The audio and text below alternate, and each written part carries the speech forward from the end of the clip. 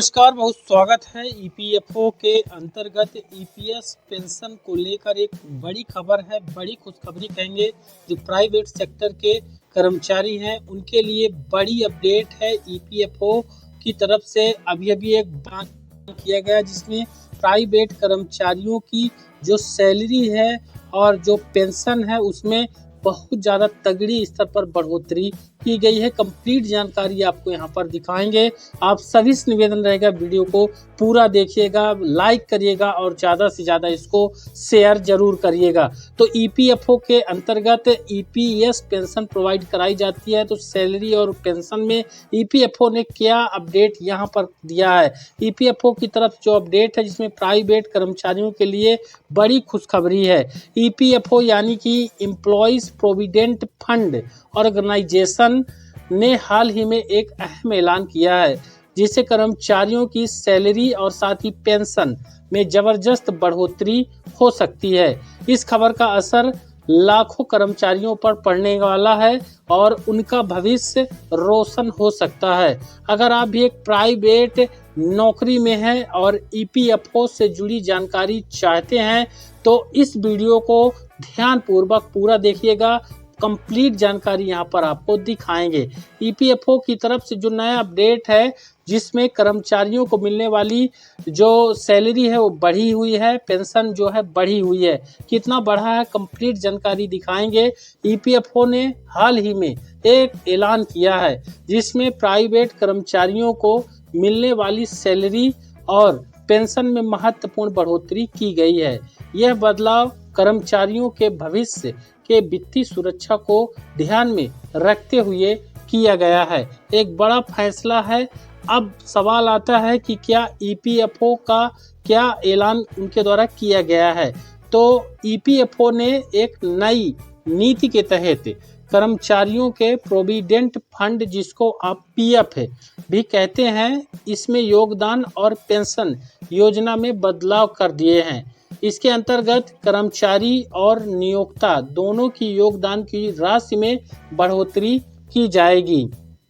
इसी के साथ ही ईपीएफओ के द्वारा जारी जो कर्मचारी हैं उनके लिए पेंशन योजना को मजबूत किया गया है। यहाँ पर सैलरी और पेंशन दोनों में बढ़ोतरी का ऐलान भी कर दिया गया है जिससे कर्मचारियों की वित्तीय स्थिति बेहतर होगी।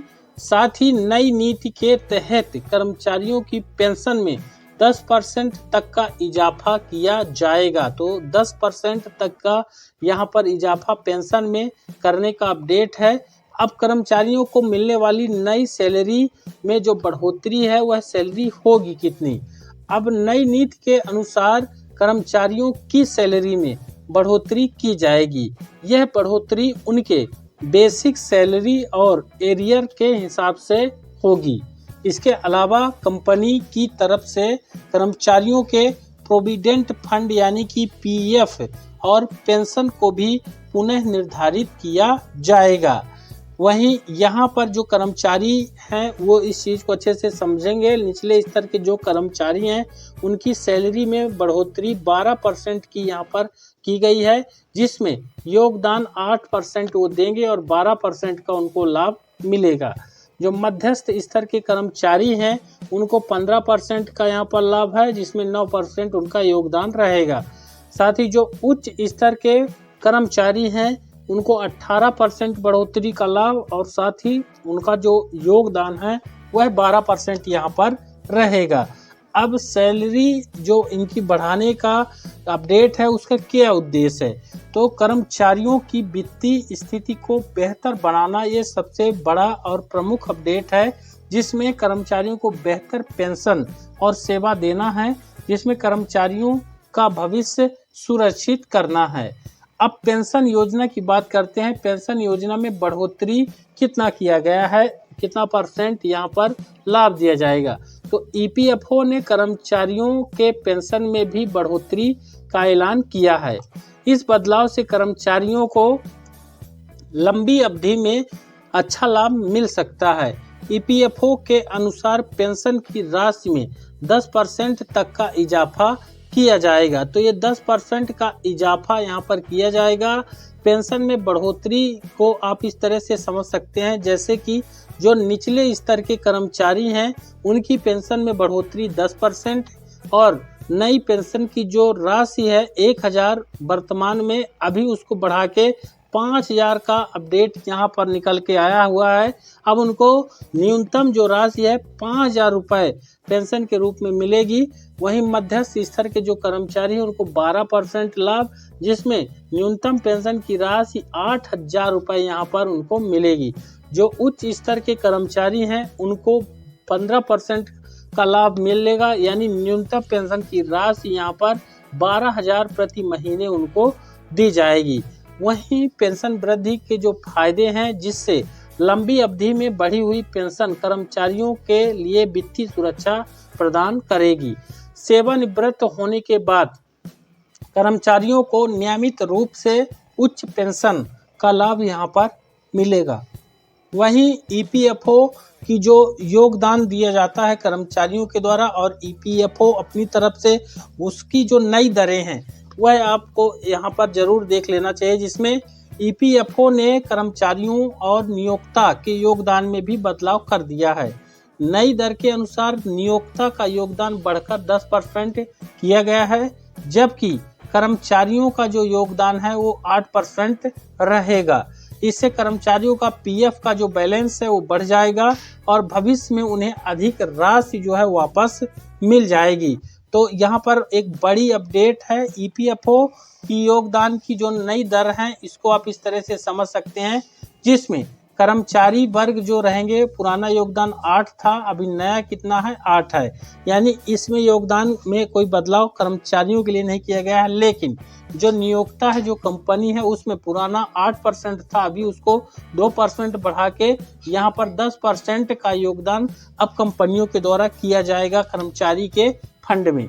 वहीं ईपीएफओ योगदान में वृद्धि का क्या उद्देश्य है? तो कर्मचारियों को अधिक वित्तीय सुरक्षा प्रदान करना इनका प्रमुख उद्देश्य है। ईपीएफओ खाते में जमा राशि का बढ़ना, जिससे कर्मचारियों को अधिक ब्याज मिलेगा। कर्मचारी और नियोक्ता दोनों के लिए यहाँ पर बेहतर योगदान इस नए अपडेट से मिलेगा। अब कर्मचारी भविष्य निधि यानी कि ईपीएफ और पेंशन के क्या लाभ हैं?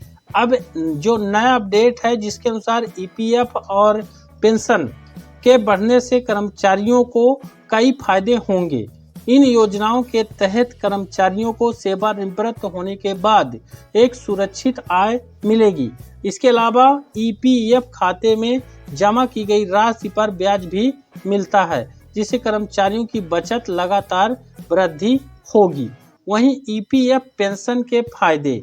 ईपीएफ पेंशन के फायदे में सेवानिवृत्ति के बाद की सुरक्षा, जिसमें ईपीएफ और पेंशन कर्मचारी के सेवानिवृत्ति के बाद आय का एक महत्वपूर्ण स्रोत बनते हैं, जिसमें वृद्धि ब्याज ईपीएफ खाते में जमा राशि पर ब्याज मिलता है जो समय के साथ बढ़ता है।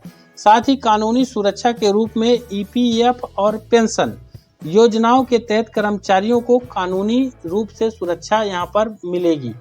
वहीं यहाँ पर कर्मचारियों के लिए यह बदलाव क्यों महत्वपूर्ण है?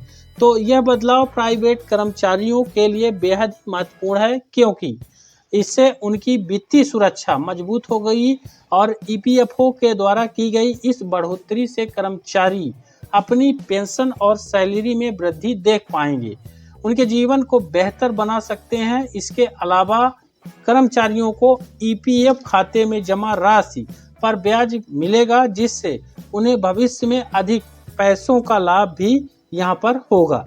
अब इसका प्रभाव देखने को जो मिलेगा, जिसमें कर्मचारियों की सैलरी और पेंशन में वृद्धि के कारण उनकी जीवन शैली में सुधार हो जाएगा। भविष्य में कर्मचारियों को अधिक वित्तीय सुरक्षा मिलेगी। कर्मचारियों की सेवानिवृत्ति के बाद उनकी पेंशन में वृद्धि से अधिक आराम से वे जीवन जी सकेंगे। वहीं आपको बता दें कि कर्मचारियों को इस नई नीति के बारे में पूरी जानकारी ईपीएफओ से प्राप्त कर लेनी चाहिए, ताकि वे अपने योगदान को सही से समझ सकें और अपने भविष्य में लाभ उठा सकें। यह वीडियो ईपीएफओ का यह ऐलान प्राइवेट कर्मचारियों के लिए एक बड़ी राहत लेकर आया हुआ है। सैलरी और पेंशन में बढ़ोतरी के साथ कर्मचारियों को अब अधिक वित्तीय सुरक्षा मिल सकेगी। कर्मचारियों को इस बदलाव का पूरा लाभ उठाने के लिए ईपीएफओ की नई नीति के अनुसार अपनी योजनाओं को समझना होगा। यह बदलाव कर्मचारियों के भविष्य के लिए सकारात्मक संकेत है और इससे उनकी जीवन शैली में सुधार हो सकता है। तो यह वीडियो कैसा लगा, कंप्लीट यहाँ पर जानकारी जो आपको दी गई है, इसके लिए आप विस्तृत जानकारी ईपीएफओ की ऑफिशियल साइट पर जाके देख सकते हैं। वीडियो को ज़्यादा से ज़्यादा लाइक करके यहाँ पर शेयर जरूर करना है और चैनल पर नए हैं तो निवेदन रहेगा सब्सक्राइब जरूर करिए। धन्यवाद।